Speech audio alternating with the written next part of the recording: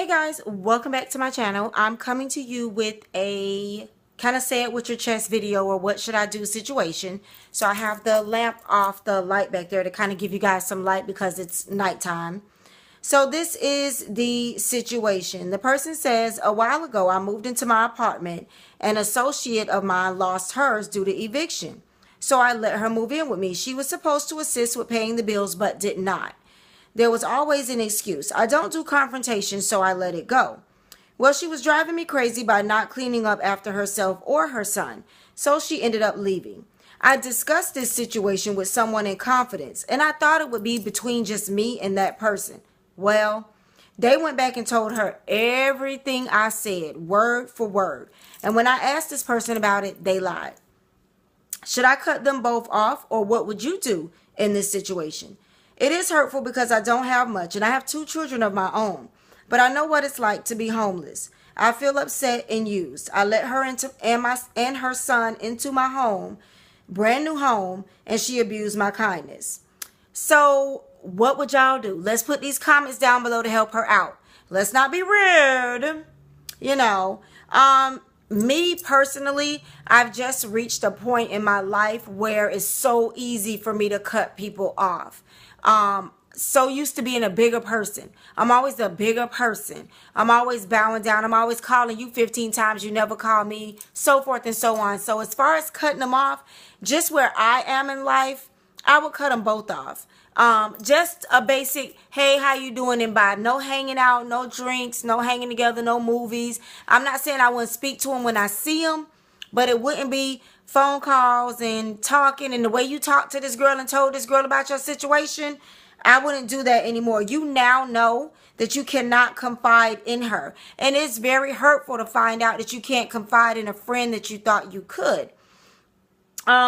If this girl was not helping with the bills like she was supposed to be, she was not keeping the house clean like she was supposed to be, she was not cleaning up after her son like whatever y'all agreed it to be, you were not in the wrong. You're not in the wrong to discuss it with somebody and say, hey, what should I do about this? Like, I feel like we all should have a person that we can go to and say, girl, this was going on. What can I do?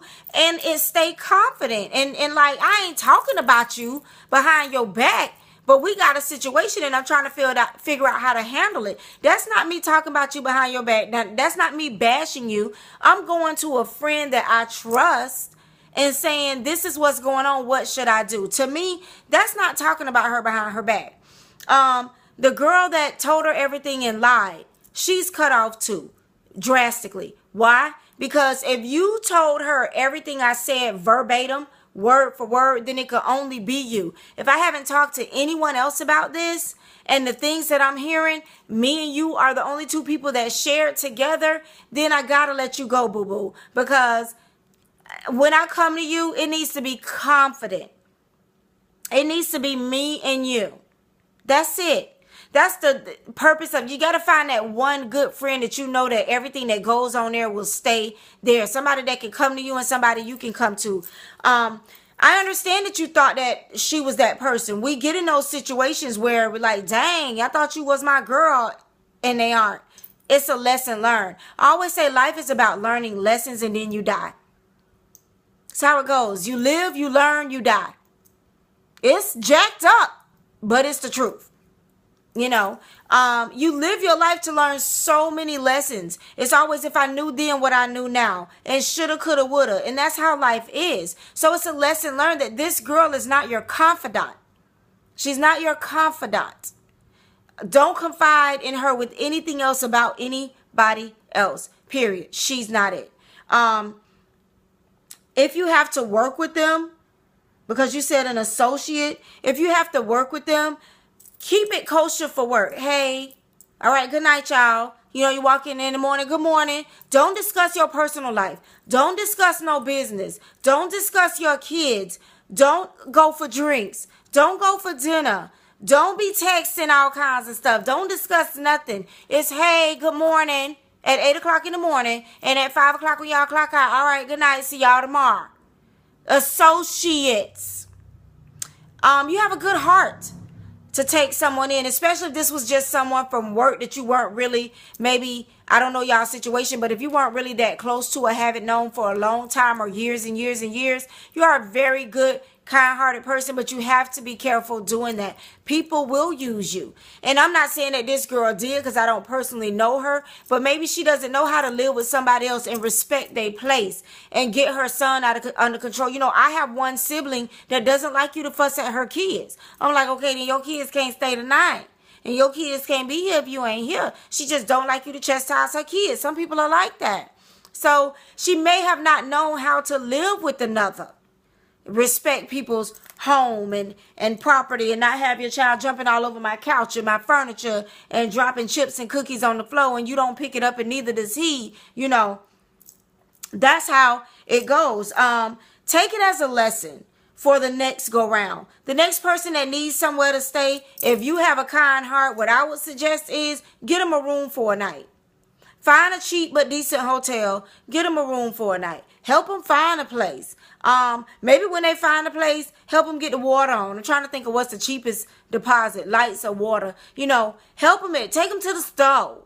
You know, if you get food stamps, buy them a couple of groceries to go in the fridge. You know, stuff like that. Because when you invite someone into your home, you open up a door, a very big door if it's not someone that you know. Now, I have a best friend that I've known for 20 years. She was there with the birth of two of my kids, the two girls. I'd move her in a heartbeat because that's my bestie. That's my girl. That's their godmama. A work associate, I wouldn't move in with me without a lease or an agreement. Because it can be very hectic. Now, she ended up leaving, but sometimes you can get stuck with a person. A person that knows the law may not leave. They may be like, oh, you got to evict me. Oh, you got to put me out. Be aware. If someone lives with you, well, here in Florida for more than 2 weeks, you have to evict them. And that can take 30, 60 to 90 days if they fight you on it. Be cautious about who you move into your home. You have 2 kids of your own yourself, so be cautious. But if this was a long-time friend that you knew or somebody that you've known for years, it's very unfortunate that either one of them will do you this way. Me, personally, I would just cut them both off from social and personal life. Not that I would never speak to them again if they at work. Now, if you don't work with them, and they're not family, or related where you got to deal with them, I wouldn't deal with them at all. Because I've just learned I have so much more peace by cutting people off and not dealing with them at all. I don't need the added stress. Life is stressful enough. I don't need the added stress. I will cut people off in a minute. And it took a lot for me to learn that and learn how to do that. Yeah. Even my son, at older, grown age, I had to stop talking to him for like 3 months. He forgot I was his mama, evidently. The way he was talking. Yeah, I had to let it go. Sometimes you got to. I mean, we're good now. And it took a minute for him to come call me and be like, Mom, yeah. Because I will cut you off.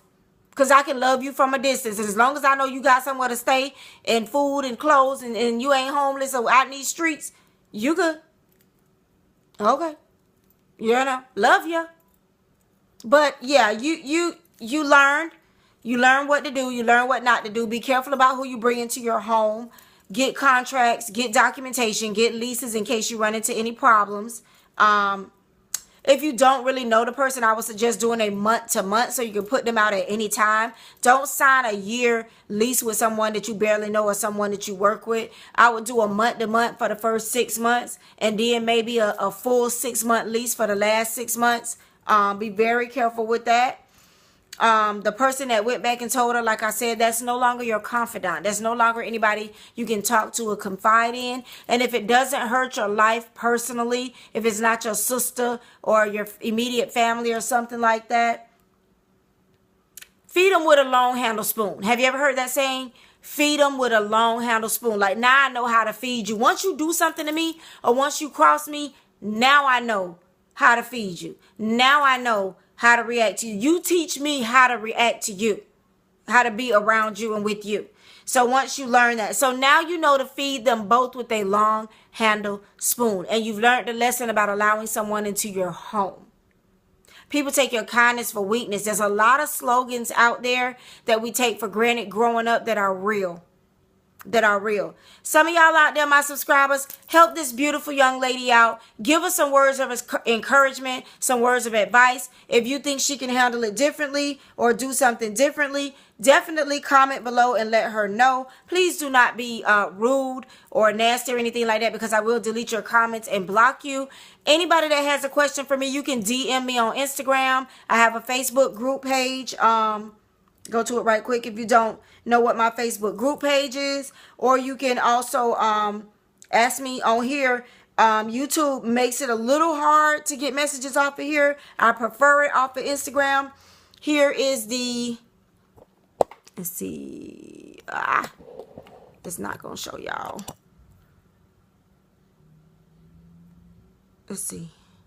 It's not going to show y'all. It's Obsessed with Makeup and the and sign nails. But it is just not going to let y'all see the group page. Dang it.